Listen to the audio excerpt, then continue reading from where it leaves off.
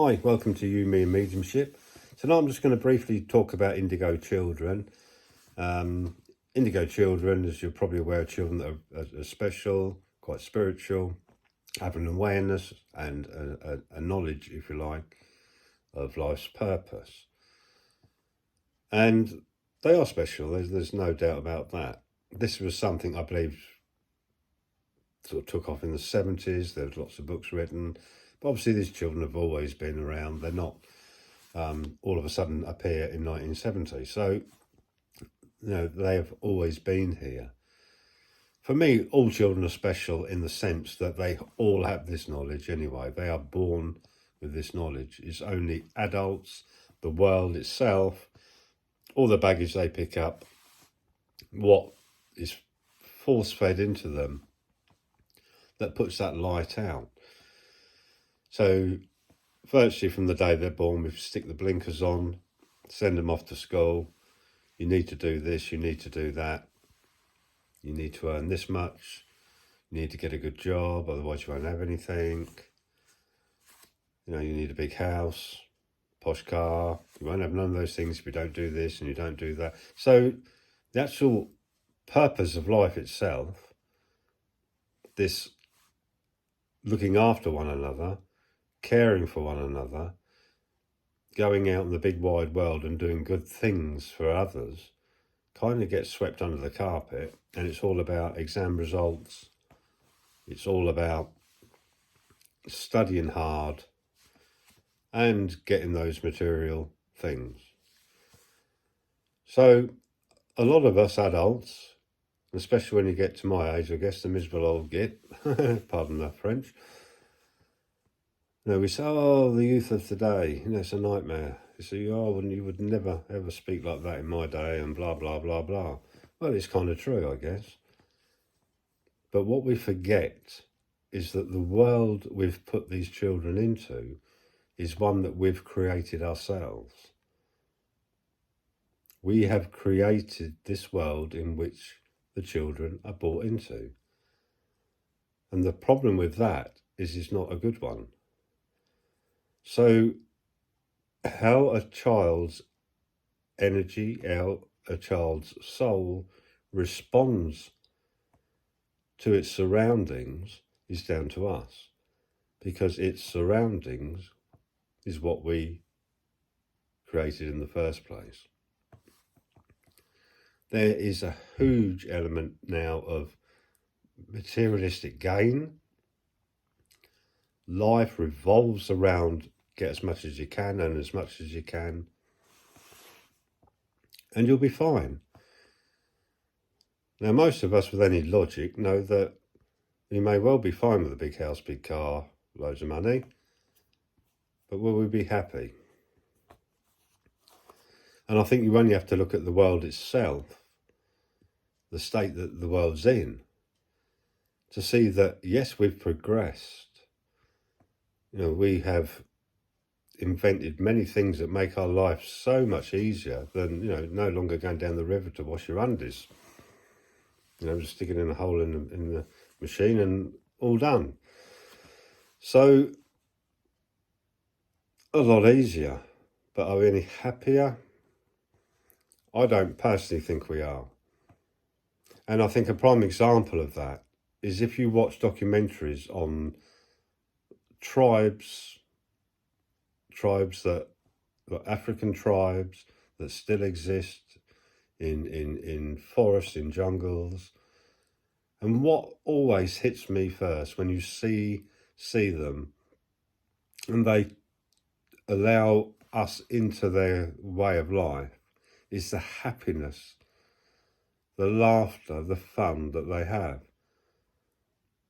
There are things, obviously, that aren't as good in the respect of maybe like medicine. There are a number of things maybe not as good as what we have. But I tell you what, if you watch, you see the expression on their faces, they are so, so happy and they enjoy life to the full. It may well be the same mundane thing every day, going out hunting and what have you, but they are happy. So all this material stuff that we surround ourselves with, that we drown in, will never ever bring us happiness. It will make life easier, probably, but it does not make you happier. So we are, in a sense, most of us are aware of that, yet we carry on, yet we bring our children into that life circle. We don't do anything to change it. And the reason we don't do anything to change it is normally through fear. So if we don't buy the best for our children, the best trainers, the best outfits, if we don't supply them with that, our fear is they won't fit in. If they don't fit in, they may well get bullied. Their lives will become miserable. So somewhere that cycle has got to break. And how we do that is not going to be an easy one. So it's important that from birth, that as parents, as adults, we change that system around, and we say and we teach and we act in a way that for them they can see that the respect for one another, the love for one another, helping one another is priority over material gain. The way it is now, it's the other way up. So a child's mind from day one is being programmed by us to go to school, work hard, study hard, pass those exams, get as much money as you can. Don't matter how you do it, get as much money as you can. Get out there and you'll be happy. So in a sense, we're lying. They not necessarily be happy, just have an easier life maybe. But then again, the stress of that top job, earning all that money, and you can lose that money as quickly as you gain it. And mental health, if we look at children now, the mental health issues with children is unbelievable compared to 20, 30, 40, 50 years ago. Half of these things we never knew about that exist now in mental health. I'm not saying it didn't exist then. Obviously we have more of awareness now. But the children are not as happy and as free as they were all those years ago, because the pressure now is unbelievable. They are under a constant pressure. We put them under so much pressure to earn those big bucks, pass those exams, that it becomes unbearable. And of course they have the anxiety kicks in. What if I fail? I'm finished. I can't live my life. I'll be doom and gloom. I can't do me maths. I don't understand it. My life's going to be miserable. I'll never get that job. No, that should be at the bottom of the list. The top of the list should be how you live your life and how you interact with other human beings, your respect for other human beings, your love for one another, helping one another. Put that top. Teach that first, and then the rest, just let that follow naturally. So our indigo children will suffer in the end because we are putting them in a world where they will not fit. And children with knowledge, children that in the early years bring knowledge with them, there will be part of that knowledge that still exists within them. Let's not wipe it out of them. Let's let them live it. Let's let them be who they are, not who we want them to be. So we have massive drug problems, massive drink problems, because the drugs and the drink are a temporary fix for living in a world that is nothing but plastic and material. And naturally, the natural soul of a person, of a child, is to express itself through that love for one another. That is its natural state. When we start putting children into unnatural situations, then there is a loss of balance, and they will suffer. They will suffer mentally with all sorts of problems. You cannot put an energy, a soul, into its unnatural habitat and expect it to be happy.